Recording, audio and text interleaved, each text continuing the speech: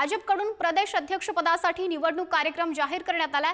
उद्या दुपारी 1 ते 4 या वेळेमध्ये अध्यक्षपदासाठी अर्ज भरला जाणार आहे आणि उद्याच सायंकाळी 7 पर्यंत अर्ज मागे सुद्धा घेता येणार आहे। एकाहून अधिक अर्ज आल्यास ते मतदान घेतलं जाणार नाही।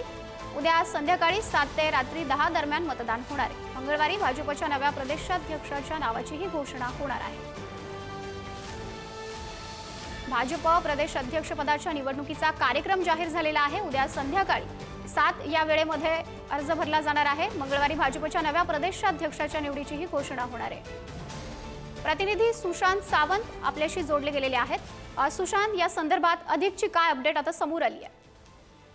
माधुरी, आपण जर बघितलं असेल तर भाजपचे नवे प्रदेशाध्यक्ष उद्या खऱ्या अर्थाने निवडले जाणार आहेत। संध्याकाळी 5 वाजता नवीन प्रदेशाध्यक्षाची घोषणा जी आहे ती अधिकृतपणे केली जाणार आहे। मात्र त्याआधी राष्ट्रीय परिषद सदस्य निवडणूक कार्यक्रम जो आहे तो जाहीर करण्यात आलेला आहे। आज खरं तर सकाळी 11 वाजता हा कार्यक्रम जाहीर करण्यात आलेला आहे आणि आपण जर बघितलं असेल तर उद्या 1 ते 4 या वेळेत प्रदेशाध्यक्ष निवडणूक अर्ज जो आहे तो दाखल करण्याची वेळ आहे।